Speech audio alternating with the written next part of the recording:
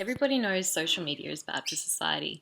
Today, we'll discuss the myth that social media is creating a generation of narcissists that are addicted to social media and that's harmful to their mental health. Some of the concerns.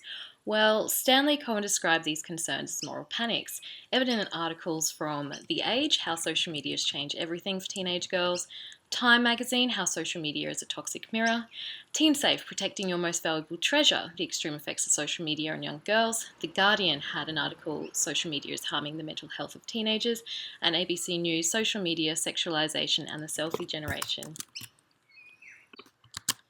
What all these articles have in common is a primary focus is worry for young girls using social media. They are becoming addicted, overly concerned about their appearance, and over-sexualized, and they leave themselves vulnerable to online predators. As Stephen Harrington discusses in the Week 5 lecture, these concerns can be broken down into three key areas. Physical danger with online predators and privacy breaches, physical effects, addiction to social media and self-image concerns, social effects, harming interpersonal skills and replacing offline interactions. The media effects model is a theory that social media influences and affects audience thoughts, attitudes, and behaviour. For example, Tigman and Slater found that teenage Facebook users reported greater appearance concerns and dieting behaviour than non-Facebook users. David Gortland argues in 10 Things Wrong with the Social Media Effects Model that the effects model tackles social problem backwards. It looks for correlations rather than causation. It treats teens as inadequate, and the assumptions with the effects model are characterized by conservative ideology. In these articles, the conservative moral values are weighted heavily on teenagers and young people, in particular young girls. In addressing these three areas of concern, Dana Boyd wrote in It's Complicated that young people have less freedom due to fears for safety. Social media provides a space for young people to hang out with their friends without adult supervision. Their preference would be to see each other in person, however, often that's not possible.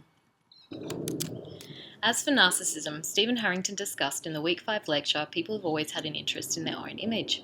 For example, former Secretary of State Colin Powell took a selfie, and of course self-portraits of artists have been around for centuries. I for one am a fan of the selfie, and so are many of my friends, yet I do not consider myself a narcissist, nor am I a teen, clearly.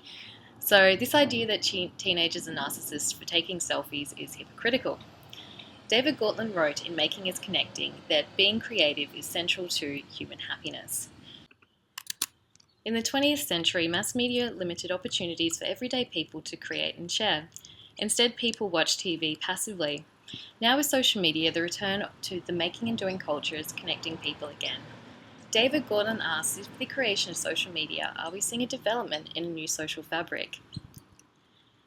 Social media has the power to start social movements. Some examples of these movements are Free the nipple. Female nipples are deleted from Instagram, but not men's nipples. Hashtag Why I Stayed is a response to criticisms for women in domestic violence relationships that are heavily criticised, more so than the perpetrator. The Slut Walk is a protest to a Toronto police officer saying that women shouldn't dress like sluts if they don't want to be sexually assaulted. Plus size model Tess Holliday started the campaign F Your Beauty Standards, and Stefania Ferrario also started the campaign Drop the Plus, a call to remove the plus size label and just be called a model, as any model that is over a size 8 is considered to be a plus size model. At South Bank TEDx talk in 2014, Tracy Spicer announced I'm a vain fool, as she addressed the bullshit that women go through to achieve a socially acceptable appearance. It's fitting that Marshall McLuhan said, media is an extension of man. It's a reflection of a society that judges young women veiled as concern. Young women have expectations to uphold moral values of a society that has conflicting standards. And social media is a scapegoat that distorts the real issues in society. Social media is not the cause. Moral panics have existed for generations, and people are the problem, and people can solve it.